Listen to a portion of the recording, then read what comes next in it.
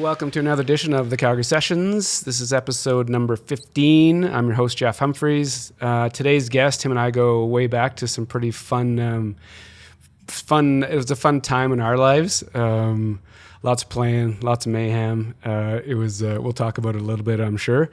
Anyways, I'll let him introduce himself, name, and what he's up to right now. Sure. Thanks, Jeff. Yeah, lots of fun. Great seeing you, by the way. Mm-hmm. Guillermo Salazar. I'm the CEO of a company in Calgary called ICwhatUC, and native Calgarian. Or sorry, I didn't say native. Raised Calgarian. When did you move here? Like when I was 4. Okay. So technically, you're like, basically. We'll give it to you. Yeah, the city was pretty small at the time. Grew up in Cedar Brae and then Braeside, and then went to high school. I was in the separate system. I was in St. Gerard and St. Matthew, then Bishop Grannon. And then went to university here. So I took them all here and started my career here. So did, and then also we'll chat a bunch about, worked in bars and restaurants all throughout my early 20s and ultimately started another company here in consulting. And we grew that to about 65 people and we sold that to Deloitte, and I spent some time at Deloitte and then left Deloitte and started ICwhatUC started another consulting company in between there and started ICwhatUC in 2018. Cool. So you definitely fall into the entrepreneurial category when there's the 3 artists, athletes, and entrepreneurs. Yeah. There seems to be a trend that you just kind of unhireable. That's a good way. That's a good way to put it. You've seen a couple of these shows, and what I like to do is take the guests back as far as they kind of want to go. I just like to, and for you, we started hanging out later in our lives, probably early 20s.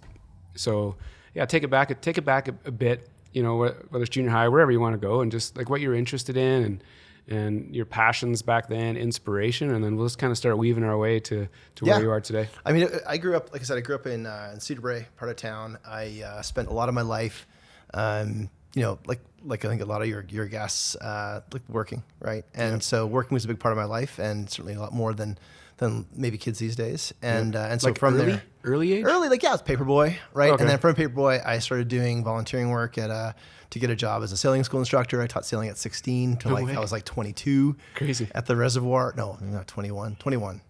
No, that's even too late. I can't remember. It was maybe even 19. Random job, by the way. Yeah, super random. But I lived in Braeside and Cedar Brae, right? So it was right there. And got a chance to meet a lot of people in Calgary because every phys ed 30 class went through that program. And so we met a ton of kids doing that. And, then working in bars and then working in restaurants and then going to university here, you end up meeting a lot of folks. Why did you start working so early? Were you forced into it? Yeah, we didn't have a ton of money. Yeah. I mean, I don't think anybody had it. It seems to me no one had money at that age. No kids had money. Yeah. I think that wealth was pretty distant for most kids in Calgary. Yep. And because my story is not unlike anybody, is very similar to everybody I know and my whole cohort. And so I don't think we had a lot of money growing up. We used to play in dumpsters. We used to ride bikes, and that's all you did. Yep. And a bike was so valuable, right? And we'd go play in construction ditches and stuff. And like I said, you just made it up. You just made it up, and if you wanted stuff, you just go get a job, and you'd go earn your money. Yep. And so it was a case I wanted stuff, and so I went and got a job, and my first job, like I said, paperboy, which I did that for years, and then and the best part, delivering the Herald, you deliver the Saturday paper and all these things, and you'd have to do these routes, and the paper was huge back then. Especially on Saturdays. And then I remember my last gig, because I even worked up the seniority stack of paper routes. Oh yeah, so you got the good one? I got a good one. I got an apartment complex. Which means you can deliver the most papers in the shortest amount of time. Yeah, okay. And an apartment complex where they actually gave you keys. Can you imagine that today? I had keys to an apartment complex, and I was 12, 13. And then you go in there, and you'd open it up, the doors, and you'd have your papers. And you just literally walk 20 feet, every door. Every door, drop paper. It was awesome. And then you're done. But they were the hardest guys to collect from. Because remember back then, Paperboy had to actually go collect money from everybody that they delivered papers to, which sucked. Because then you're banging on doors in an apartment complex trying to collect their $9 a month for their weekly. What they pay, cash or checks, or what was it? You get cash sometimes. You get checks sometimes. Crazy. It was a wild check to get a check for $9.85. That was a monthly Herald subscription at the time. Was it made out to you, or was it made out to the It was made out to me. And then you'd have to write a check back to the Herald for every single month. Or you give him I think you wrote a check. I think you wrote a check. Crazy. He certainly didn't Interact transfer it. And so I did that for years, and then I ended up bussing tables and working retail. What was your first restaurant gig? Chi-Chi's Mexican restaurant. No way. Yeah. Who was it? I think it was my buddy Jackson on one of the early episodes. He said he was talking about like the big Saturday nights in Calgary. He's like, "Yeah, Ma, let's go to Chi-Chi's." 100%. Well, like again, as I said, like we didn't have a ton of money growing up, and we used to get a discount there, right? As a staff member, right? I think it was like 40% off or something. It was immeasurable. And so we'd go there, and we were like wheels. Like we're all ordering fajitas, which is like the most expensive thing on the menu, and whatever, and caution the dishes are hot.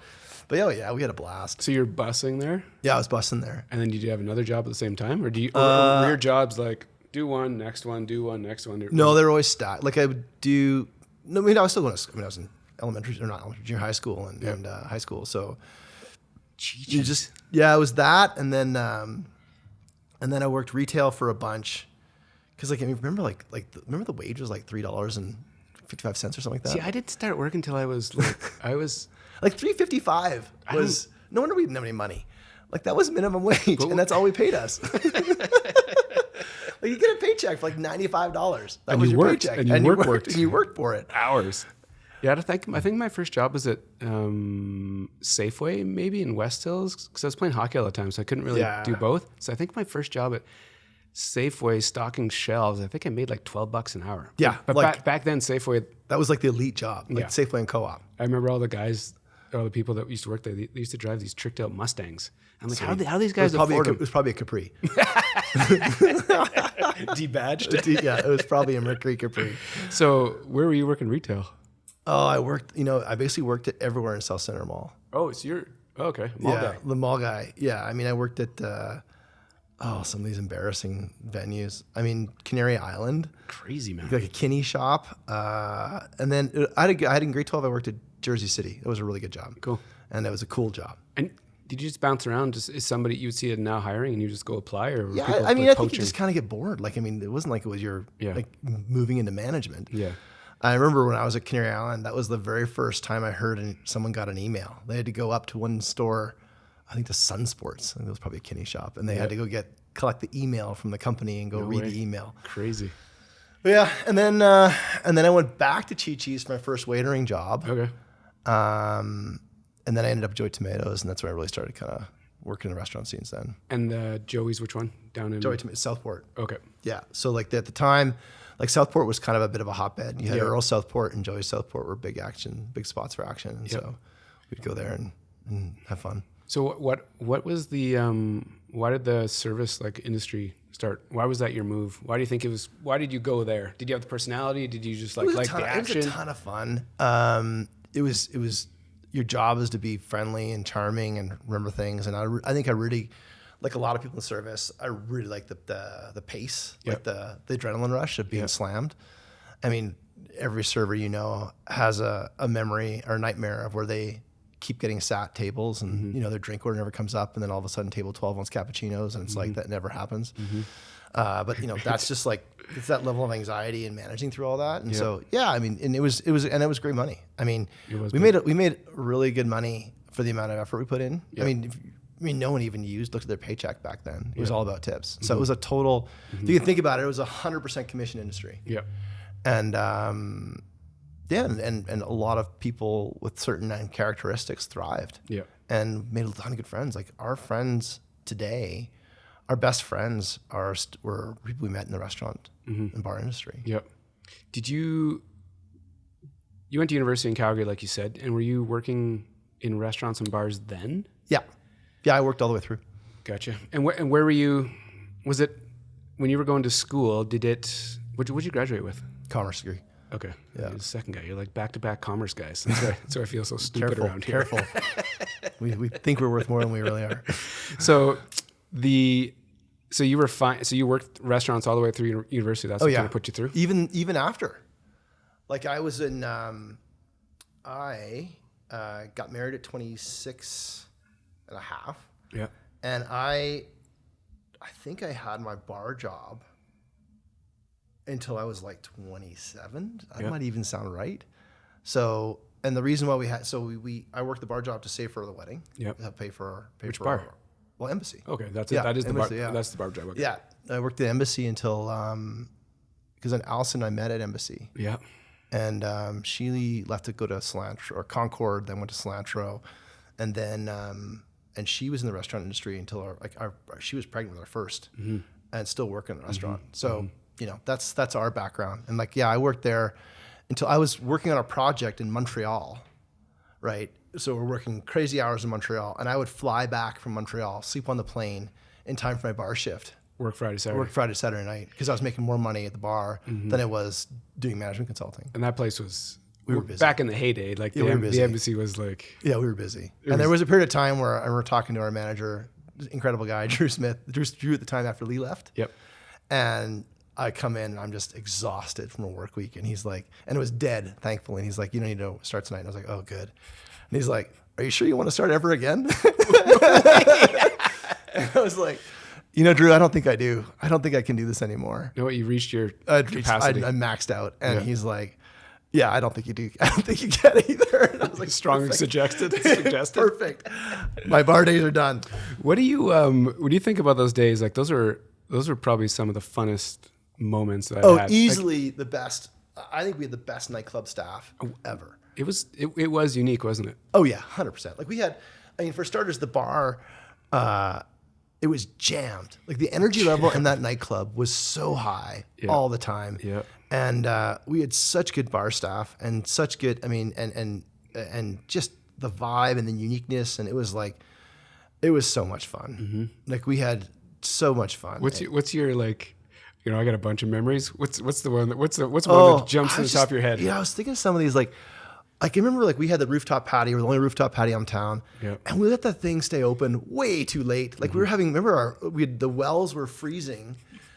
Like we had bottles of booze inside the well, and the ice inside the ice well was freezing because it was like -10 outside, and we're at a nightclub patio, and there was like, I mean, it was just things like that. I mean, I don't know. There's so many good stories, I think about the characters, and the ones that come to mind is obviously like Faust. You know, the old man, the grumpy German. Yep, and just like crushing camel wides. Yep, and smoking, and like this is back when you know it's old school wax, and he's got 15 smokes, and he's hosting a big party week in and week out, and the other two, you know, they're all characters, but Deo and Gruber. Oh yeah, the two bartenders that you worked with a lot. Back then, it was the bartenders had such a big personalities and a big piece of the equation, and just how the interaction with customers and just how quick and witty they were, and just it was so much fun watching those guys. I tell you something, we were on such a adrenaline high the whole time we were like behind that wood. Like, you know, this is time like 25-cent drinks, and you had to pour them. Like you had to pour them, and you had to pour like we'd bring out like $9,000, and that's with 2 hours and 25-cent drinks, and you're just like you just in a sweat at the end of the night, and it would take us a good hour and a half just to wind down after the night closed. Yep. And that's why they had after hours, right? But like we just go there and get after hours and party till like 6 a.m. Yeah. Like I remember some after hours, like you're walking and people are going to work, and you're like, oh, maybe this one went a little too late. And it's like the sun's up and it's wintertime. Yeah, it was a ton of fun. I mean, what was it? It was just the people. It was all the customers. And I think Ernie touched on it in the session. Like I do think that it was a much smaller business then, right? And the people, like we worked with the same people over and over again, and we got away with a whole lot more. Yeah. You know, we were paid to have fun. Yeah. And if we weren't having fun, then it kind of cascaded down to everybody. Yeah. And it wasn't an act. We were totally had fun.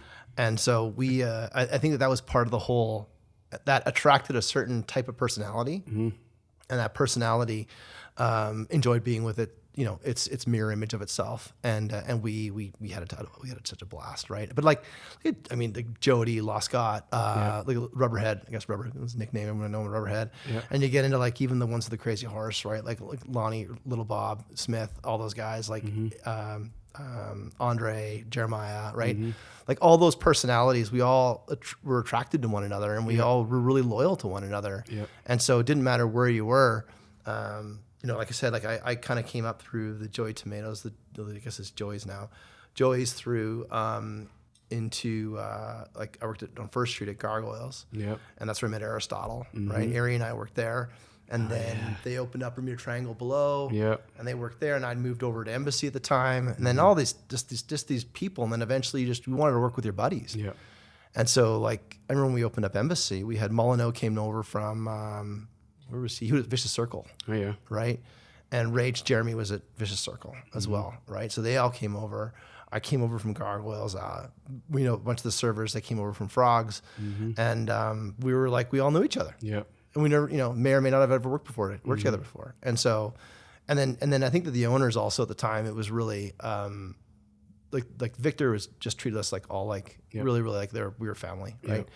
And he did a good job of making us all feel really special. Yeah. In terms of, treating us well, having a great Christmas party and keeping us on the right edge of the right side of right, I'll put it that way. Yeah. In terms of, we always knew that Victor was going to come by. Victor was always, he was never a loose cannon, but he was very, very, very, very direct. And he's great to see now because, he's softened quite a bit. Well, the cool thing is we're sitting in one of his rooms. We're sitting in one of, exactly.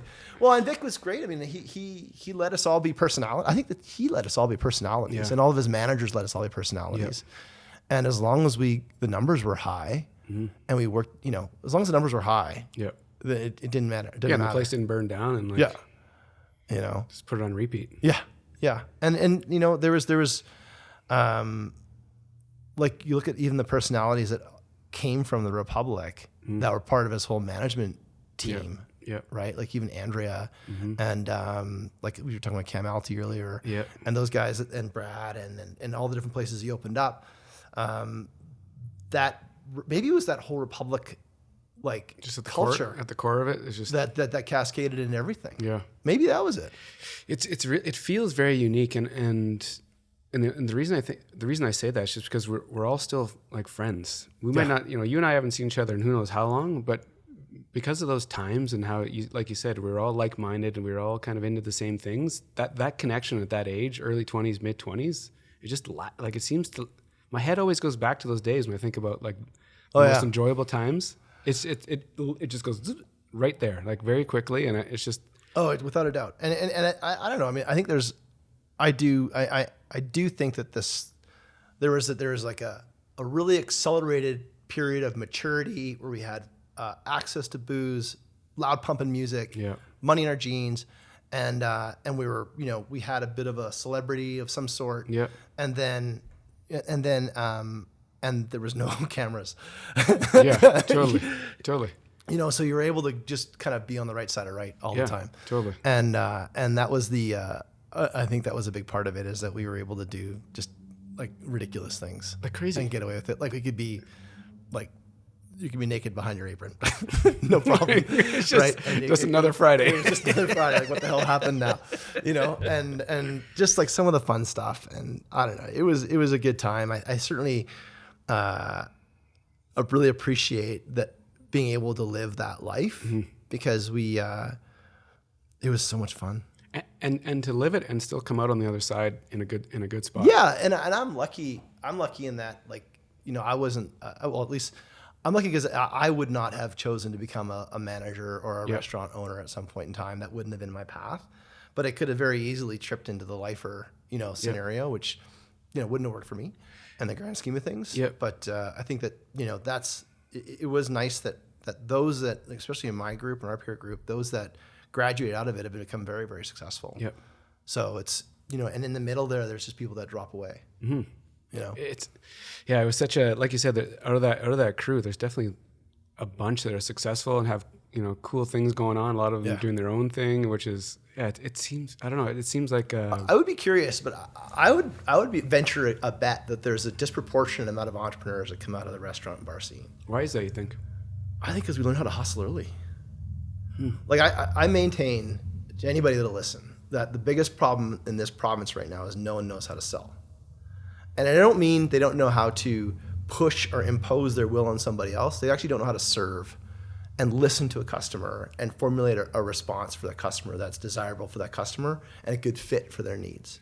Which you say it so eloquently, but it's so basic, isn't it? It's so basic. It's like, listening and serving, right? And I over-rotate when I'm looking at resumes for folks that worked in the service business because I know that there's a humility to it. I know that there's an element of being just shit on by somebody and you're not having any, no recourse except for just keep driving on. Yep. And I do think that that's something that this province is missing in terms of, the elements of our grit. Yep. And you think you can distill it down to that, like?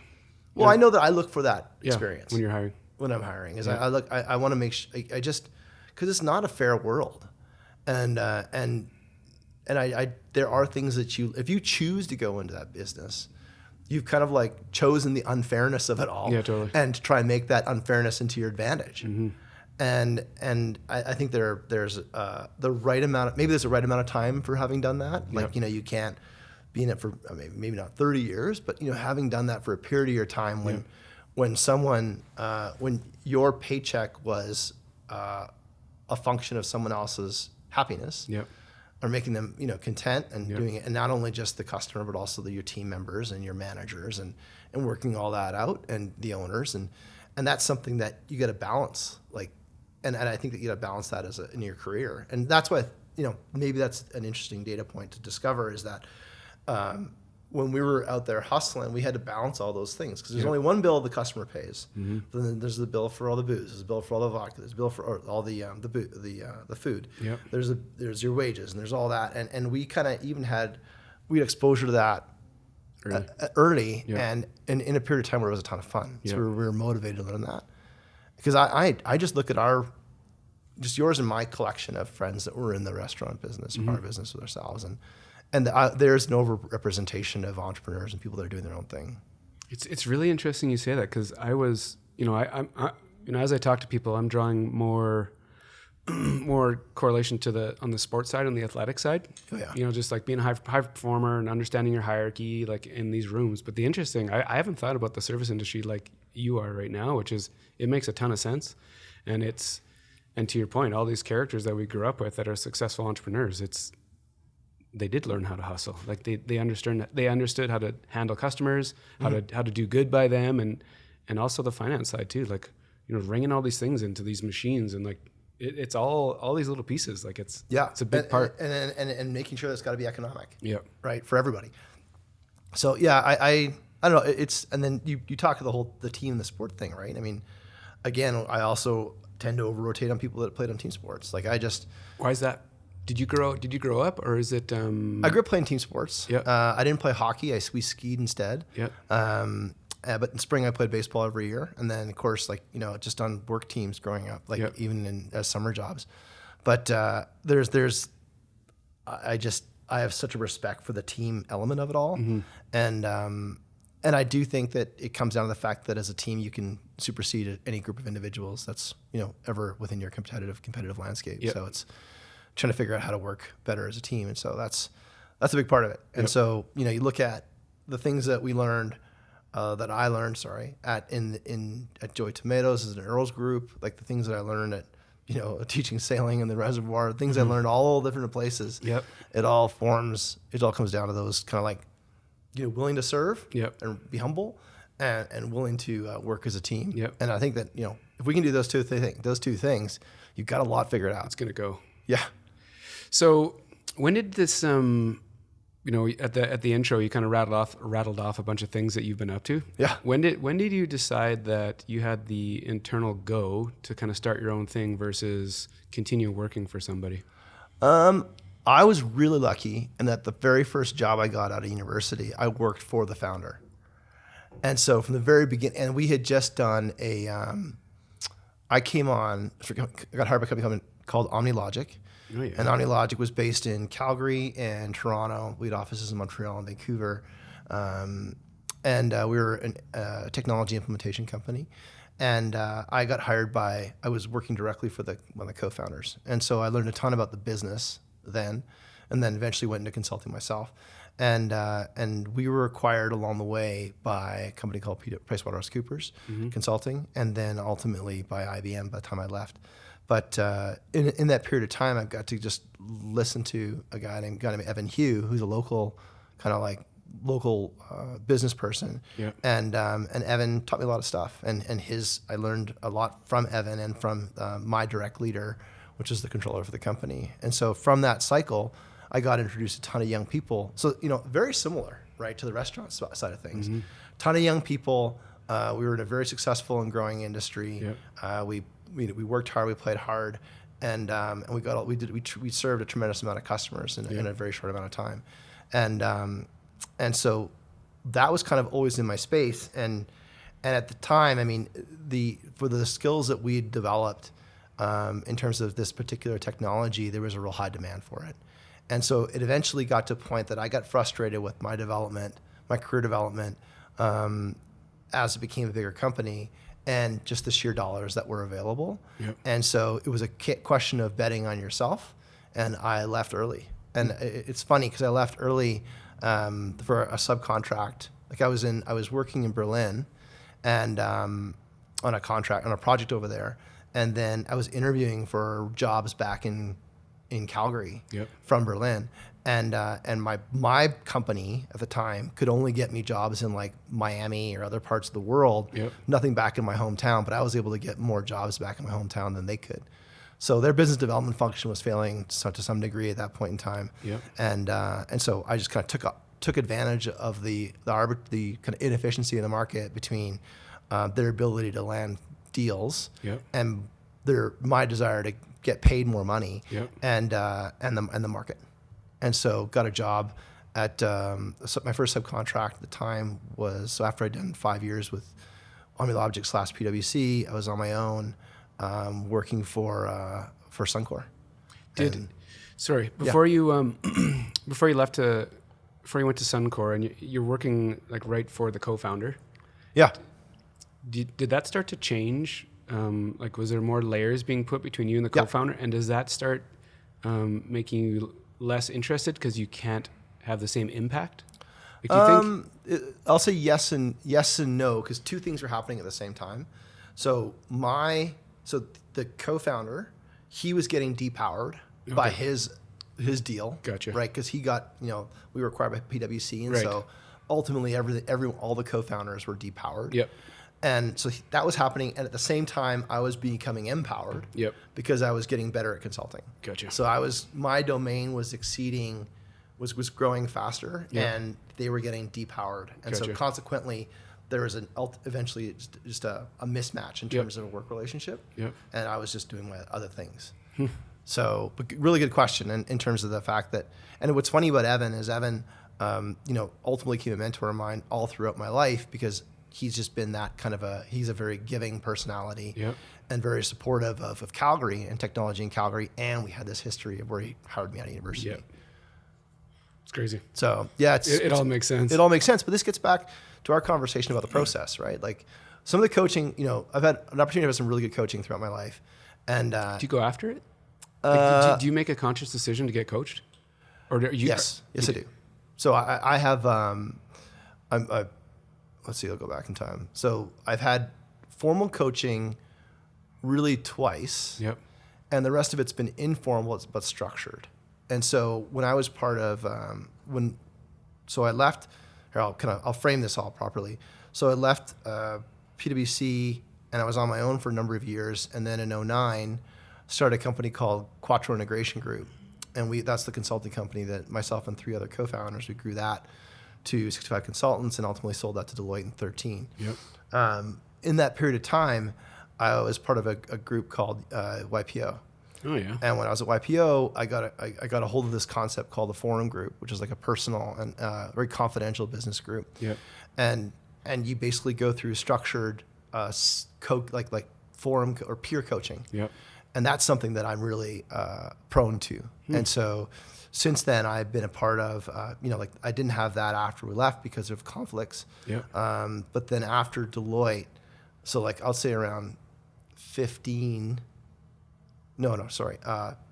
19, yep. I joined a self-directed forum group. And so we meet once a month. Still. And still, yeah. And it's pretty, it's very impactful in that it's like a personal board of directors. Yep. And so you talk about things that are personal, that are business, that you can't really talk to anybody else. Yep. And it's all hyper confidential and sealed up. Yep. So you can be very vulnerable. So that, long before the discussion of vulnerability was kind of in vogue, I learned the benefits of that within those types of forum groups, and they're valuable in terms of like, it's like self-help or any of those things, like 12 steps or AA. Like, you read about these groups where vulnerability is foundational. Yep. Trust is foundational, and that's where you can really seek to learn to develop, because you can actually get under the earth of what's the problem. Yep. Right? And you got to make yourself commit yourself to being to ask questions that maybe you're not ready to answer. Mm-hmm. And so I've been lucky to be in a really part of a very strong forum for quite a while now, and it's a big part of my mental health. Crazy, man. Yeah.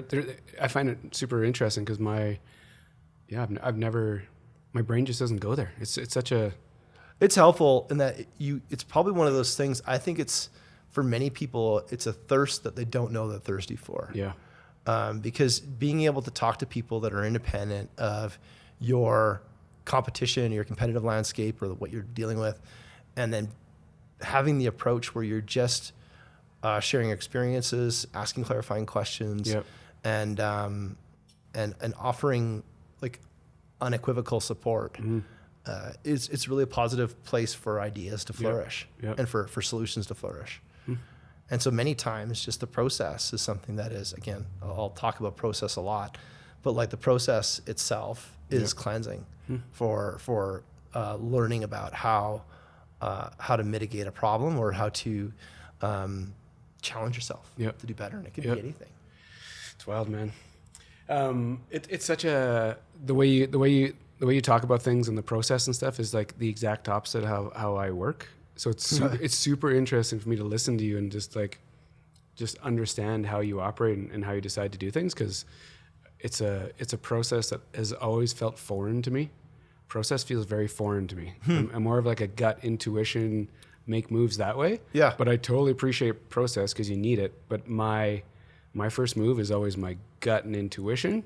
I'm not saying you don't do that, but the word process and all these how you articulate, how you view business is so different than me, which is just, it's fascinating. I think that ultimately, like, and you're going to find this, is that if you want to scale, you've got to, I'll use this metaphor often. Like, there's like a single chair maker, and then there's IKEA, right? Though both opposite ends of the spectrum, they do different things, and so you can be a craftsman and craft your way into prosperity, or you can be a scale person. For me, I don't have the talent to become a craftsman at anything. Gotcha. But my strength would be lying in I would say in being an enthusiastic supporter of people, and then finding comfort in the process, because otherwise I feel like it gets it gets out of control, and that causes anxiety. So it can be frightening. Yeah, it can be frightening. And so I mitigate anxiety around the unknowns, the world that I choose to put myself because of process, because I believe in the process. Interesting. And so like when I talk to folks that are in corporate, as an example, or people that are in corporate, they're curious about entrepreneurialism. I think entrepreneurs are actually more risk averse than corporate folks. We just digest risk differently. Like I am super mindful of all the risks that are in my life. I just look at them differently and treat them differently than other people. And you're a similar guy. And I think that that's the big difference between that. And so, getting into the risks of what you do in life, it's knowing that there's certain risks that I can mitigate with a repetitive solution, and I can learn from that. And that's what I call process. So interesting. And I love how you just said that the single kind of chair maker and IKEA, that really hits home for me, because I'm like that creative person. I am that like chair person. The craftsman. With the hopes of getting to somewhere in the middle. So it's like, it's a very, so when you're explaining it, I'm just like, man, I don't know if like that's just but it's cool. So like, then you talk about like where it comes to roost, like good Netflix show that you'd love. Have you watched the Defiant Ones? No. Oh, you gotta watch it. That good? It's so good. It's 4 shows. It's about Dre and Jimmy Iovine, right? Their paths through life, both creatives, right? And how they created scale and a creative process, and ultimately emerged as the sellers of Beats by Dre. Is that the actual message? Did you distill it into 2 creatives scaling? Well, the way they structure the show, Because that is exactly the... Yeah, the way they structure the show, like Jimmy Iovine, right? He like broke Stevie Nicks, broke Tom Petty, he did Rattle and Hum, like he did. He produced Springsteen albums, right? And then ultimately did these whatever. But Jimmy Iovine, and then he founded Beastie Boys with Beastie Boys album, not Interscope Records, right? Mm-hmm. And like he believed in the process. And ultimate creative, and they show Dre and they show Jimmy Iovine just like listening to music and knowing that a speaker was detuned in a car. Whereas like I don't have that gear at all. I don't know. Right. But you'd love that, yeah.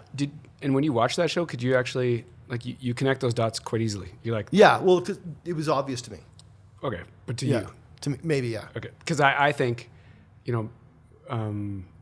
it's really cool you can see that. It's really, and why I keep on going back to this, because you're like talking, I'm listening right now as like a client almost, which is really cool, because that's why I love this show, because I can get smart characters and I just get to learn a bunch of shit. Oh, funny, yeah. So this is why I'm kind of on this, that's why I'm like jabbing you on this. Well, it could be from just like, as a consulting career, when you're selling consulting, you're selling an outcome. Yeah. And the way you get the customer to buy is you got to present a methodology. Yeah. Because otherwise you're just promising an outcome. That's interesting. And that's super risky to buy. And so like, here's the methodology. We go do a bit of a discovery session, and then you find your vision, and then we present a roadmap, and then we break down the roadmap into tasks. And then it's, now that's easy. Now that I feel better, I'll pay $1 million for that. Do you have that when you sell that as a consultant? Yeah. Do you have like a hard and fast format? Like, do you have like documents and papers and presentations, or you just know the steps in your head and you're walking people through it? I mean, ultimately, people want to buy a thing. Yeah. So whatever those steps are, you got to break those down and figure out what it is and present it back to them in a thing they can buy. Gotcha. So yes, I know it. And yes, you've got to produce it because they're going to want to put something on their desk that says this is worth $1 million or $2 million or $150 million or $150,000, right? Because they ultimately are buying something that is that is abstract, and they want to reduce their their recommendation risk. Right. And so you got to give them something that says, okay, this is going to reduce the recommendation risk, and here's the methodology as a process. And maybe that's just years of doing that. That I gravitate towards looking for that in the way people do things. So cool, man. I'd love to. That's like a different podcast. Yeah.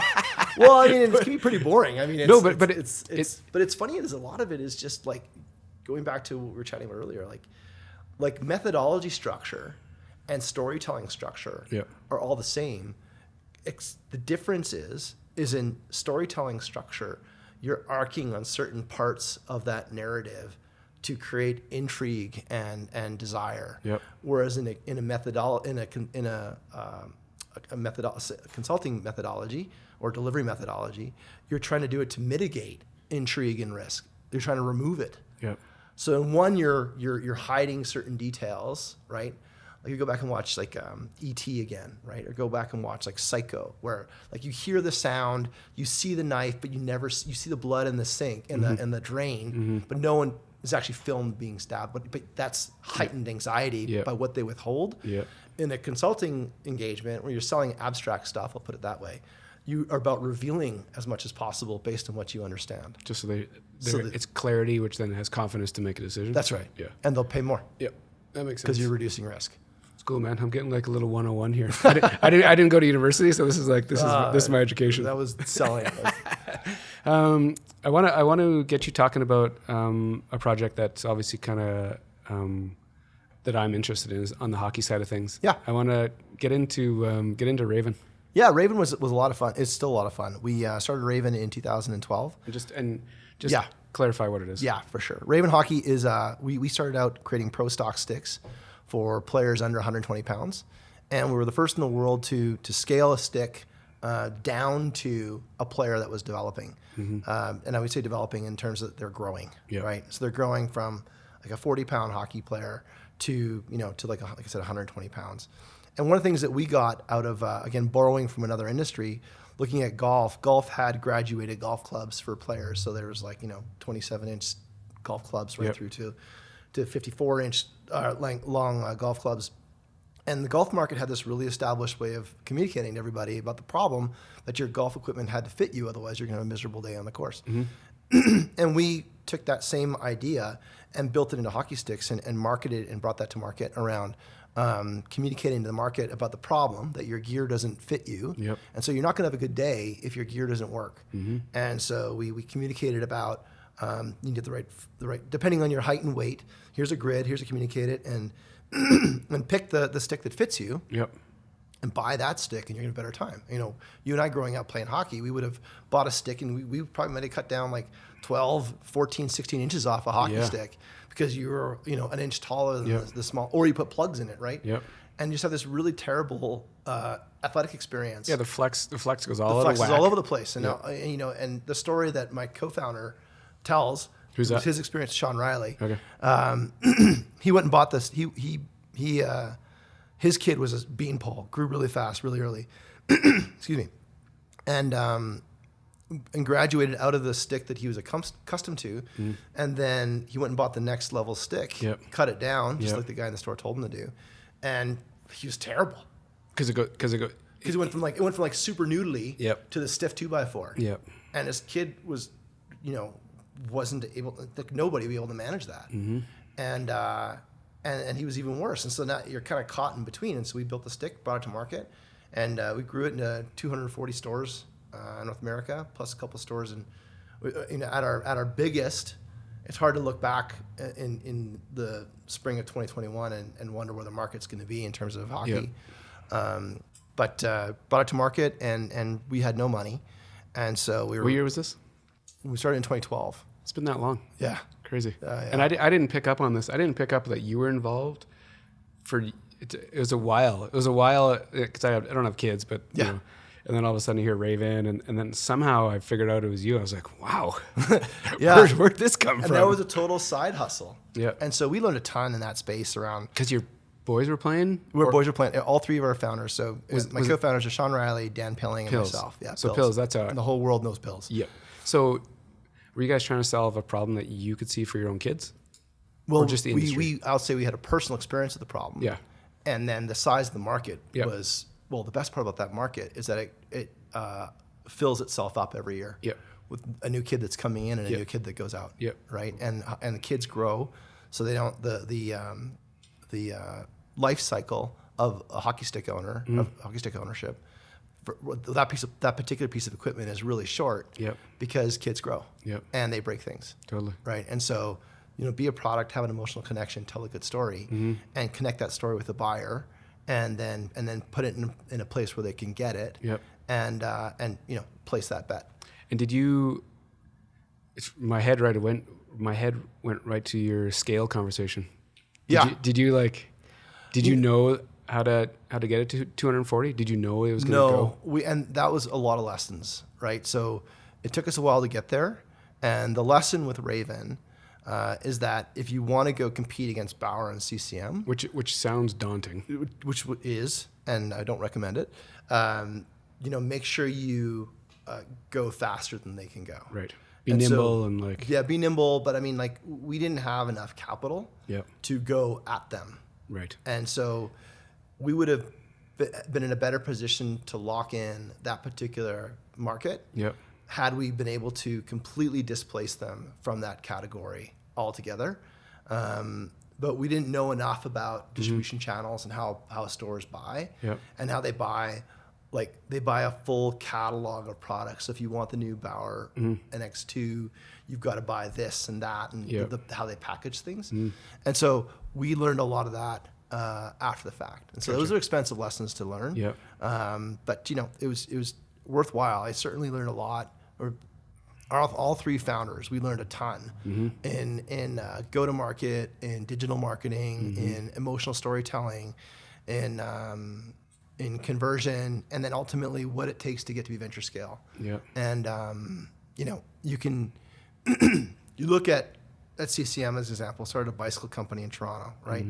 And look where they are today. Yeah. And that arc is like 100-year-old arc, right?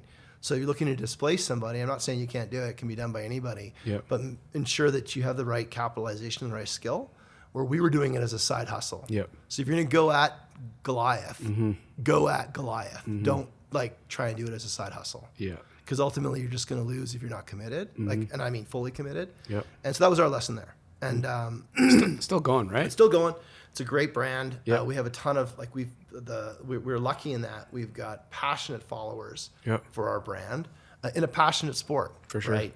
And that's something that we're really lucky about, and we continue to feed it and make sure we support the right people in the right places and help them be really successful in enjoying the game. And we still share our stories, within the network of people that use Raven sticks, and their successes and their ability to thrive where they weren't able to thrive before. Yeah. And that's an awesome. Like, we talk a lot about how we don't sell sticks, we sell fist pumps, we sell goal celebrations, we sell bang in the glass. Like, that's what we sell. That's our business. Yep. It's not selling carbon fiberglass, resin, and whatever, and graphics. And so that's something that we learned along the way. It's cool, man. It's obviously now that I'm coaching my nephew, you just see it. You see these little kids running around with Raven, and it's really cool to see, to know how it all started. And to your point, to decide to get into the hockey world in Canada, and knowing that those big players, it's a straight uphill. Totally. I wouldn't recommend it. No, it sounds horrible. They might not have had little junior sticks figured out and flexes and all that, but I just, But it is true. I go to a store. I go to Adrenaline or Pro Skate or Tuxedo or. Yep. And we change the way sticks are sold. They're all copied us. Yeah. And they didn't. They copied us because it was a better way. They are doing it now? Yeah, they do it. They do it to some degree. And our sticks are still better. Obviously. Better construction. Better. RavenHockey.com.ca. But obviously better. And you obviously care for your children more, your players more, if you buy a Raven stick. Obviously, you should have a shirt on like me. Or just stamp it on your forehead. You just care more. You care more for your children's playing experience. So funny. But those are things that it was ultimately a really good experience. It's still it's a great brand. Yeah. It still, we still bring joy to players. Yeah. And that's what we're in the business for, is to convey that joy, because it really is the story of the player sleeping with their hockey stick still happens today. And there's a lot of things in life that have gone away, and the ability to create that connection with a piece of equipment and a player is pretty special. For sure. And particularly in those years, from 5 to 12, where when you remember growing up, sport was defined you. For sure. Right? Totally. And if you can take a kid who's struggling with the sport and you can absolutely change their experience with just a piece of equipment, then you can really bring a lot of good to that player's the sport experience. And as we talked earlier, I really believe that team sports is one of the few places that we're allowing our youth to fail. And to learn lessons, and to be disappointed with their own play, disappointed with their teammates' play, and from that we're building adversity and grit and stick-to-itness that doesn't happen in most places now. Because we've taken the fear of losing away, and I think knowing how to lose is more important than learning how to win. I agree. Because if you cannot win without losing, it's impossible. And nobody talks about it. No, you know what I mean? It's. I mean, there's some really cool stories out there. I mean, and this will graduate into business pretty quickly. Walt Disney was turned down. I think the number is 309 times before he got someone to agree to finance Disneyland, right? But his approach wasn't that that the bank was wrong. his approach was that he needed to get better. Yep. And it wasn't until his 309th time that he was actually good enough to finance. Yep. It took him 308 reps. Yep. Right? Well, a lot of people would think that, there's 308 bankers that turned him down that screwed it up. His approach was that, no, there's 308 bankers that helped me get better so I could sell it 309th time. Totally. Right? That's how you look at it.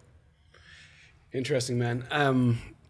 We're rolling here. I want you to explain this new business venture. And the reason I want, usually I don't, harp on people's businesses and what they do because it's kind of a weird sell. But the business right now is such an interesting topical business idea for the state of the world right now. That's why I want you to kind of give us the overview of what it is you're doing, because it's just obviously you didn't plan for what happened. No. But it's unbelievable how relevant it is right now. For sure. And that's Happy why to share. That's why I wanted, because honestly, I don't think I've asked one guest yet to get into what they really do, but this one's really cool. Well, I think we'll put it in context too, right? So so ICwhatUC is a video platform for field service teams. And what that means is that, field service work is the kind of work that we all depend on to keep our infrastructure running. And that could be infrastructure in your home. Yep. That could be the actual infrastructure of the world. To dumb it down, my Shaw your modem breaks. Shaw modem breaks. I lose connection. Yeah. And I either pick up the phone, or I get on a live chat on their computer, and those are my options. And then I have to wait for someone to come out. That's right. So that's one. That's kind of the scenario you've got today. That is your 99% solution for problems that you feel within your life. Yep. And what ICwhatUC enables is that for a company like Shaw, in that scenario, to send a text message to you, and you click on it, and you're instantly on a video call. And that video call is supported by augmented reality, so they can draw on the screen, they can point you, and you can self-serve. And just that little bit of technology solves so many problems in the world today, because we're able to help out customers without any really minimal technology background to eliminate that whole friction of connection. Because I'm going to ask you to download an app, you forget it, send a truck, right? Or if I'm going to ask you to log in or do a password or whatever, there's so many different opportunities for this. Or do you have an Android or Apple, right? For this actually to fall apart, that you can't build a process around it.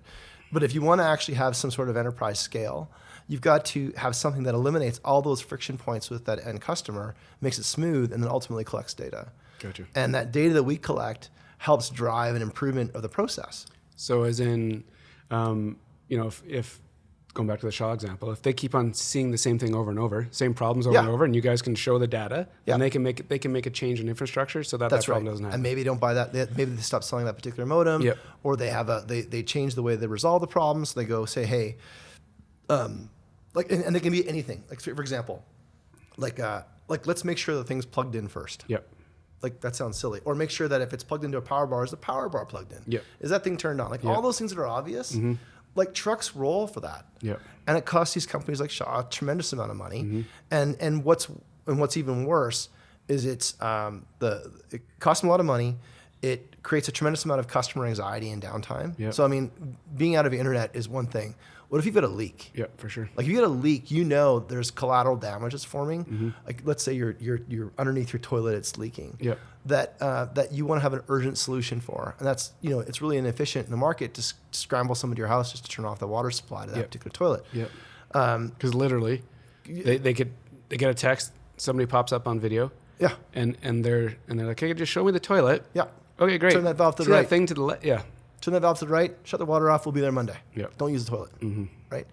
And so things like that manifest themselves across the whole field service cycle. So inspections, quality assurance, estimations. Right. How many times are you waiting for someone to come give you an estimate? Yep. Because they've got to, on your calendar, they've got to come out and give you an opportunity to buy. Yep.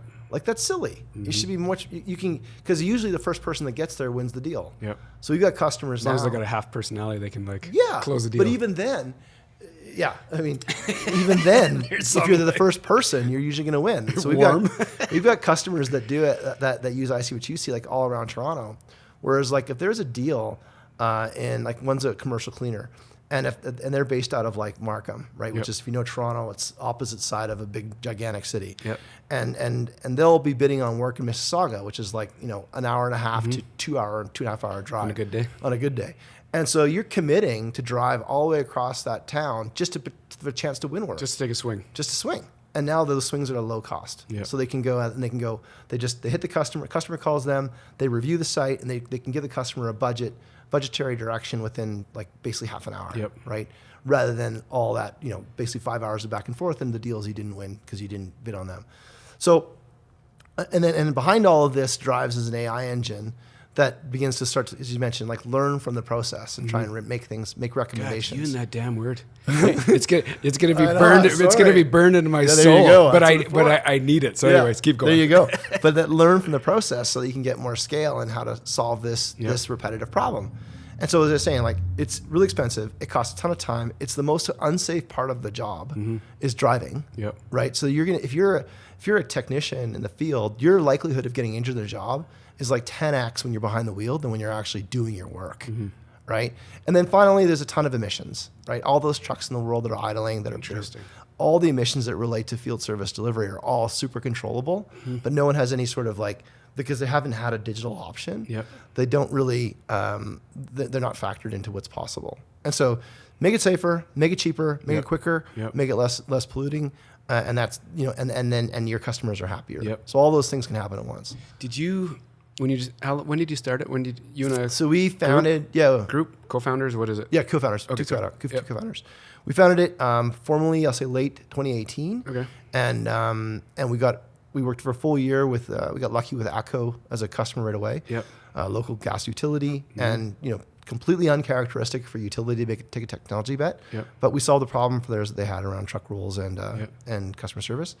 And then we moved into another big builder, a residential builder called Brookfield.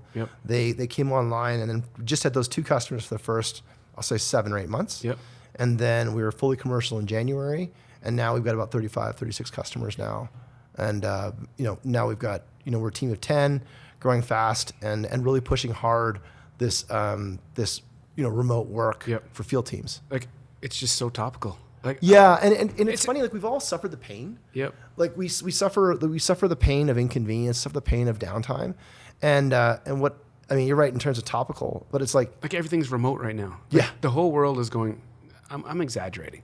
The word remote is everybody's using it, whether it's workspaces or any. So for you to have a solution right now, it and the benefit of it is it benefits everybody. And there are tools like FaceTime that you could try to use, but now you're violating your privacy obligations and you're not collecting or creating data. That's the and we both I know, and too, data's everything. It's everything. All your best decisions are based off the data versus I think you think. Or tribal, or even worse, your technician said this and I heard that. Do you are you surprised at the growth in a short amount of time, or is this right on your? No, I mean we think we should have grown faster, and so there's by any means I think that you look back of our kind of forecast relative to our rate of growth, we grew from 200, I'll say MRR, which is monthly reoccurring revenue. We had $200 worth of monthly contracts in January 2020. We were like 4,500 by April. So we thought we'd just continue growing at that pace, right? It was like 450% or something like that. Which didn't happen. And we had some bumps along the way, and we learned a lot of things. And so no, we want to grow much faster. And I would say that the appetite for the solution has now exceeded the number of suppliers in the market. So that's going to pull in more suppliers in the market. For sure. So we have to capture that market appetite before more and more people come into the marketplace. It's really cool, man. You and I caught up probably, must have been a year ago, It was about this time last year. And anyways, that was kind of the first time that I actually got to hear about what it is you do, and right away it caught my interest because it's such a cool solution. It's and the idea to make it super simple for both the technician and for the end user was really a big part of how we angled all that in. And it's incredible working with these techs, like these guys and gals in this field space, like they're first responders. Right? They're totally underserved from a technology perspective. They're on the front lines, keeping our houses warm, our water running, our internet going, and building infrastructure for these cities that we live in. and they don't have anything. And there's no technology available. There's limited technology available for them. Yep. And so to be able to serve this underserved audience of people that, it just goes back to our restaurant conversation, that are in the world to serve, and be able to serve them it's incredible. We hear such great stories. I can't imagine. You know, and they are like, they genuinely do whatever it takes to get somebody back online. Yep. And being able to help them with a tool so that they can do it safely and quickly is incredible. Yeah, that's cool, man. You and I could talk a long time, and I think I'd probably just pepper you more with like business questions. It'd be more interesting to talk about the bar days. Those are some stories. You know, the way I like to end the show is I ask, it's the only canned question, and the question is, you know, when I say Calgary, where does your head go? So I'm very curious to hear how you answer this one. Okay. Is it a one word answer? I'm going to hold you to it. No, not a one word. One word. I think we're a pioneering city, and I believe we're a pioneering city, and Calgary got away from its pioneer roots for probably 10 years. And this current disruption to our prosperity has pushed us back to being pioneers. And I mean pioneers like the definition of the word, not the modern usage of it, of people who are out there sticking it together, working it together to achieve incredible things in incredibly harsh circumstances. And we have the personality and the grit and the intelligence and the wherewithal to prove it to the world that we can become the most successful city in that's possible for us. And we can compete in a global scale because we were able to work together to get things completed. And that's something that, and we'll do it with a lot of fun, right? And that's the thing that I think that has a bit overlooked as we became a little bit more corporate, and there's less startups and I'll say historically less, but now we're starting to see that trend upwards, where we're starting to see more people take risks. We're starting to people understand the economics, and I think people are beginning to accept the fact that in Calgary you can make it happen, but you need to work with people in order to make it happen, and that goes back to how this whole city was settled, right? And so those settlers, that pioneering approach, that sense of community, of bringing it all together and working together to make everyone around us successful, is something that I think that has always been in our DNA and was not on showcase for a number of years. And I think we got away from ourselves. That's an interesting one. So there you go. Pioneers. That's a cool one, man. Usually that is there's probably been one other guest that kind of had a similar tone to it, but it's really interesting, that one. And it makes a lot of sense too. We're a small town. At the end of the day. And the more we stick together, I do think that we're going to be much more successful. I agree, man. And I lose patience with the politicians because they seem to be getting more airtime and how they create antagonistic language towards one another versus just working together. And so I think that I'm not in politics for a lot of reasons. My history in the bars is probably one of them, but I think that the more that we as entrepreneurs work to support one another, you asking me about my business, me being here to help you out, and enjoy doing it, the more we'll be successful. It's just it's a simple formula. It is, but it definitely has. You've been at it a lot longer than me, but it's really cool to hear your perspective on the shifts. Thanks for making the time. Yeah, man. Really appreciate you. Thank you for doing what you're doing. As I said earlier, Calgary needs a curation of all of these stories and experiences and inspirations, and you're doing it. You're the medium, and we need that more than anything else, is to share these stories. Because and you're a great interviewer, by the way. Thanks, buddy. I think to bring these stories to the forefront and make sure they're available for everyone to hear makes for good content. Everyone needs to hear a good story these days. Yeah, dude, it's so fun. It's so fun, and I've said this a few times. I'm literally just going through my Rolodex of people that I know that are good people and successful, and I'm just like, there's a guest. So you were high on the list, so thanks again for making the time. That, man, Jeff. Good seeing you. Yeah, dude, you too. Thank you. All right.